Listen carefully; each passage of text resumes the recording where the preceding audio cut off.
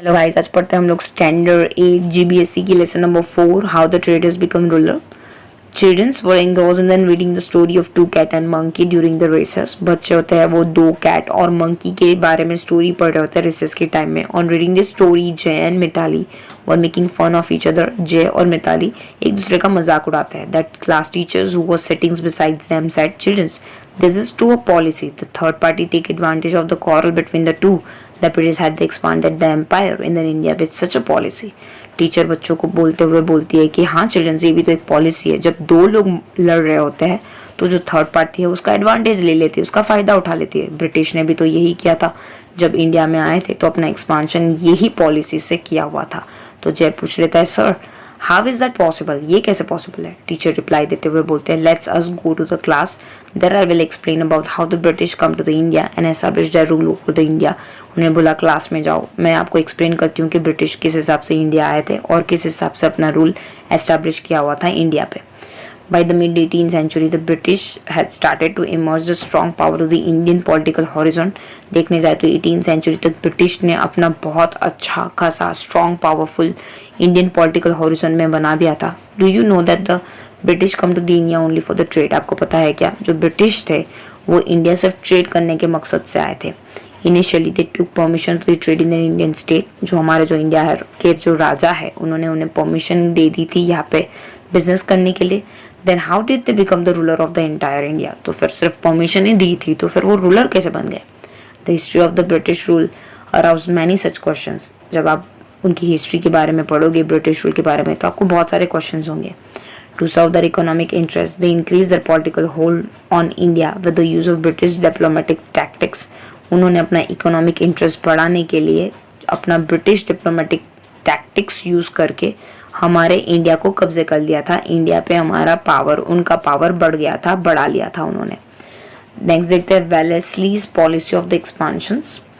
When then Wellesley come to the India as a governor general, cut short competition existing between England and France. जब Wellesley India के governor बने हुए थे वो time में 18th century में, तब इंग्लैंड और फ्रांस के बीच में गले काट का एक कंपटीशन था. मतलब इंग्लैंड और फ्रांस के बीच में टग वॉर लगी हुई थी कि कौन ज़्यादा प्रॉफिट मार लेगा.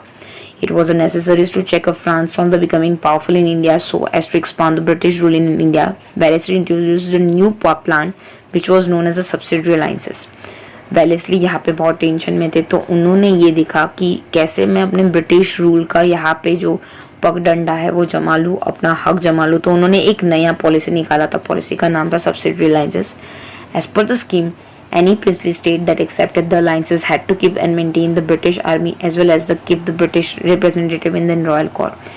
इस स्कीम्स के हिसाब से जो भी इंडियन किंग थे उनको अपनी खुद की आर्मी रखने का हक नहीं मिलेगा, उनको ब्रिटिश की आर्मी रखनी पड़ेगी और उनके रॉयल कोर्ट में कुछ ब्रिटिश रिप्रेजेंटेटिव को एक डिग्निटी देनी पड़ेगी. This way the British could maintain their army without spending any money. और इस हिसाब से जो ब्रिटिश है वो अपनी आर्मी रखने लगे बिना कोई पैसे खर्च किए हुए, क्योंकि उनका मेंटेनेंस पूरा राजा ही दे देता था. However, the princely state were not allowed to utilize the army at their own will. और जो भी ये ट्रीटी साइन की हुई होती है उनको परमिशन नहीं होती है अपनी खुद की आर्मी रखने की. This system which made the many feel security in beginning. सबको स्टार्टिंग में तो बहुत अच्छी लगी ये वाली scheme. Made them feel enslaved and threatened. फिर धीरे धीरे उनको गुलामी जैसा और डरा हुआ महसूस होने लगा. Subsidy alliances acted like a slow poison for the princely state of India. धीरे धीरे काम करने वाला जहर है, वैसी थी ये subsidy alliances. The Indian state that become the victim of the subsidy alliances were Hyderabad, Mysore, Ayodhya, Jodhpur, Gaekwad of Vadodara, Peshwa of Pune, Scindias of then Gwalior. यहाँ पे कुछ स्टेट के नाम बताया हुआ है जो सब्सिडी अलायंसेस का शिकार हुए थे. Nizam of Hyderabad was the first victim of Wellesley subsidy alliances. सबसे पहले जो निज़ाम थे हैदराबाद के वो फर्स्ट ये वेलेस्ली की सब्सिडी अलायंसेस का शिकार हुए थे. Then it was Mysore and Ayodhya. फिर मैसूर और अयोध्या का बारी आया था और फिर तंजौर और कर्नाटक भी वही सेम फेट के साथ मिले हुए थे और फिर उनकी बारी आई. The British made the Marathas fight amongst themselves and consequently made them accept the subsidiary alliances. Maratha के साथ उन्होंने फाइट की और फिर उन्हें ज़बरदस्ती subsidiary alliances ज्वाइन करने के लिए मजबूर किया था. Owing to the losing incurred by the Nizam in the fight with the Maratha, he was forced to accept these alliances. Nizam actually starting में मराठा के सामने हार गए थे, सो यही हारने के चलते हुए उन्होंने पहले तो सब्सिडरी अलायंसेस एक्सेप्ट कर लिया। Tipu Sultan of Mysore refuse to do so. Tipu Sultan ने ऑलरेडी मना करने के लिए बोला था, ऑलरेडी उन्होंने मना कर ही दिया था, but after the British victory in the fourth Anglo Mysore war, Mysore was force to become the subsidiary alliances. लेकिन फोर्थ एंग्लो मैसूर वॉर में मैसूर के टीपू सुल्तान के हारने की वजह से मैसूर को ज़बरदस्ती सब्सिडरी अलायंसेस में जोड़ना ही पड़ा। मराठा से first amongst themself after the death of Nana Phadnavis के मरने के बाद मराठा चीफ ने बहुत ही अच्छी तरीके से फाइट करने की ट्राई की थी। One by one all the Maratha state धीरे धीरे विक्टिम हो गए डिवाइड एंड रूल पॉलिसी के। डिवाइड और रूल पॉलिसी के हिसाब से पहले अंदर राजाओं को एक दूसरे के साथ लड़वा दिया जाता था। द स्टेट जैसे कि नेमली अयोध्या है, गोरखपुर है, तांजोर, कर्नाटका, फारुखाबाद, ये सब यही प्रॉब्लम्स के मारे चलते सफ़र हुए थे।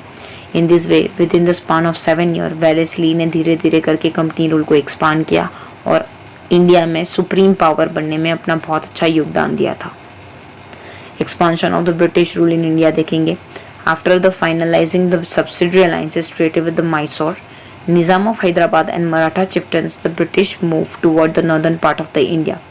जैसे जैसे सब्सिडरी अलायंसेस मैसूर और निज़ाम ऑफ हैदराबाद मराठा चिफ्टन ने साइन किया, ब्रिटिश धीरे धीरे नॉर्थ की डायरेक्शन में मूव होने लगे। फिर धीरे धीरे वो अपनी फ्रेंडशिप नेपाल के साथ बढ़ाने लगे। Sensing the threat from it, उनको लगा कि नेपाल से शायद खतरा है, तो उन्होंने नेपाल के साथ दोस्ती बढ़ा ली। They fought many battles to secure the frontier friendly relations with in Sikh kings. Maharaja Ranjit Singh helped them to win the battle of Afghans and establish their rule in Sindh। उन्होंने सिख राजा और महाराजा जय सिंह की मदद लेकर अफगान्स में बहुत सारी बैटल जीत ली थी ब्रिटिशर्स ने। The British had ambitions to capture the Sikh kingdoms, which was very powerful kingdom, but they could not do as long as Maharana Ranjit Singh was alive। फिर धीरे धीरे उन्होंने अफगान तो जीत लिया, लेकिन उनकी नज़र सिख किंगडम पे थी। लेकिन महाराजा रंजीत सिंह के जिंदा होने तक ये काम सक्सेसफुल नहीं हुआ। जैसे ही वो मर गए, वो पूरा एरिया जो सिख किंगडम था उन्होंने जीत लिया। बाजू में आपको ग्राफ में स्टेट दिए हुए हैं, जो रेड पेन से रेड कलर के बॉक्सेस बनाए गए हैं। उन्होंने सब्सिडरी अलायंसेस एक्सेप्ट किया था, जो आपको मैप में दिख रहा होगा, जो एरिया मेंशन किए हुए हैं। So they kept friendly relation with the Maharaja Ranjit Singh. Starting में ब्रिटिशर्स ने महाराजा रंजीत सिंह के साथ बहुत ही अच्छे रिश्ते बनाए रखे। रंजीत सिंह बहुत ही स्ट्रॉन्ग रूलर थे वो टाइम पे। He had set up the strong army with the help of European officers of the protection of the state. State को प्रोटेक्ट करने के लिए उन्होंने यूरोपियन ऑफिसर्स के साथ मिलकर बहुत ही स्ट्रॉन्ग आर्मी क्रिएट की थी। He had attain the victory over many nearly state. उन्होंने आजू बाजू के स्टेट ऑलमोस्ट सारे जीत लिए थे। आफ्टर हिज डेथ पब्लिक सफ़र कर रहा था एनार्की के, कोई भी तरह का मैनेजमेंट नहीं था। इसकी वजह से पंजाब बहुत सफ़र किया। गवर्नर जनरल उस टाइम के थे सर हेनरी हार्डिंग्स, इंडिया में आए थे और Sikh rulers completely British rule के अंदर चला गया था। जस्ट बिकॉज ऑफ वो बहुत ही ज़्यादा इंटरफेरेंस कर रहे थे, एनेक्सेशन कर रहे थे, इसीलिए सिख किंगडम ख़त्म हो गया और जो ब्रिटिश है वो इसका एक्सपांशन हो गया। नेक्स्ट देखेंगे डलहौजी के बारे में। Dalhousie's policy of annexations. Aim of Wellesley's kingdoms of policy of the expansion was enslave the native kingdoms without using much of the British resources। British resources मतलब ब्रिटिश खजाने को ज़्यादा से ज़्यादा ना यूज़ करके जो भी सारे किंगडम्स हैं उन्हें गुलाम बना देने, उनका यही पॉलिसी था। The state that accept the subsidiary alliances consider the British as their friend। जो स्टेट हैं जिन्होंने सब्सिडरी अलायंसेस को एक्सेप्ट किया था, जिनको ब्रिटिश के फ्रेंड माना जाता है, eventually in the absence of the internal and external threat they become irresponsible and their administrative started deteriorating। External और इंटरनल प्रॉब्लम की वजह से उनका जो एडमिनिस्ट्रेशन है वो गंदा हो गया और ख़राब हो गया। The outcome of the conspiracy of the British was anarchy in many princely state and the Indian ruler got trap in it. और ब्रिटिश धीरे धीरे उनके खिलाफ कुछ ना कुछ साजिश बनाने लगे और इंडियन रूलर ये जाल में फंस गए।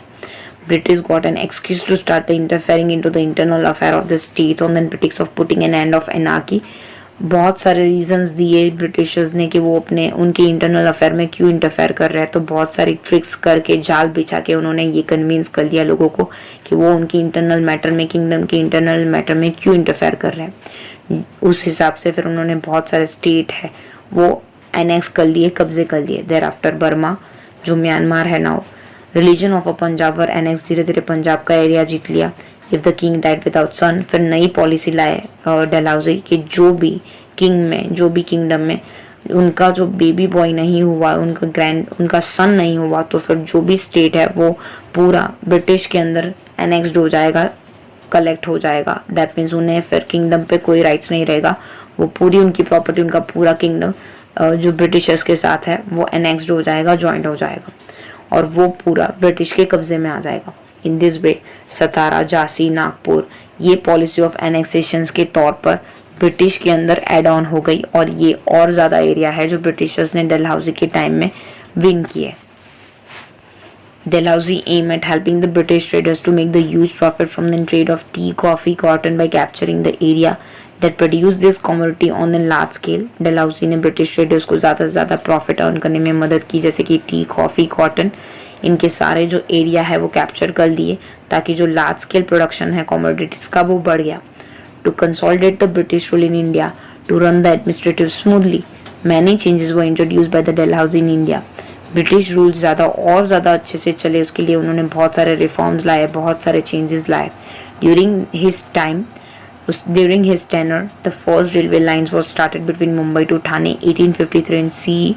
डलहौजी ही थे वो जिन्होंने रेलवे की स्टार्टिंग इंडिया में लाई थी, वो थी मुंबई और ठाणे के बीच में 1853 सीई के आसपास। द मॉडर्न पोस्टल सिस्टम्स भी इंडिया में आए और फिर वायरलेस सिस्टम्स, फ़ोन इंट्रोड्यूस हुआ इंडिया में। England too was introduce during his time और इंग्लैंड में भी यही टाइम पे इंट्रोड्यूस किया गया था।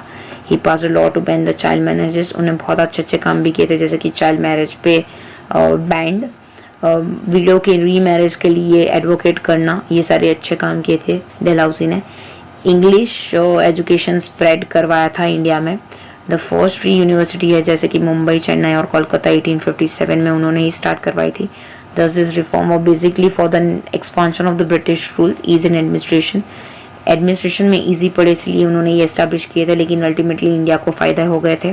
Although Indians benefited later on, they had to be suffered lots with an introduction of the British reforms. लेकिन जो भी ब्रिटिश रिफॉर्म आए उनसे उनको इंडिया को बहुत ही ज़्यादा नुकसान हुआ था, लेकिन कुछ बेनिफिट्स भी हमें हो गए थे।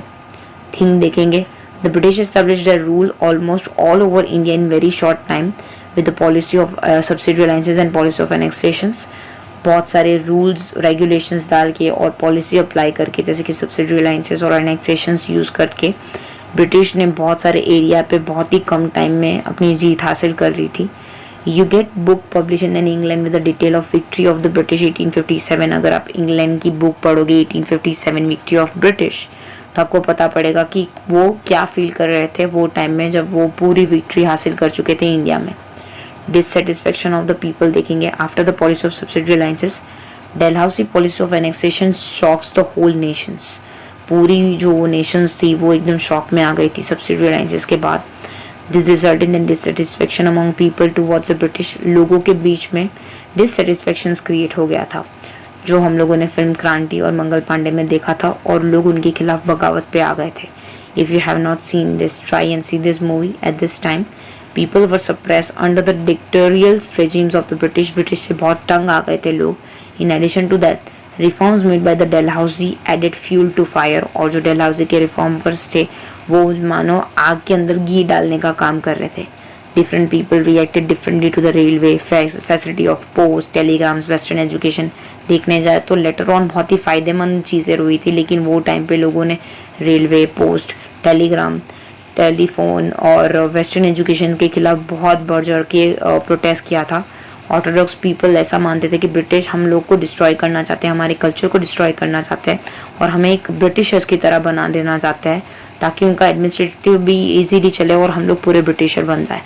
This dissatisfaction of the people had reached the point of saturation and they were in a state of rebellion which resulted in the freedom movement of 1857। और जो dissatisfaction था वो एक पॉइंट पे पहुंच गया, उसकी वजह से वो रीज़न बना 1857 की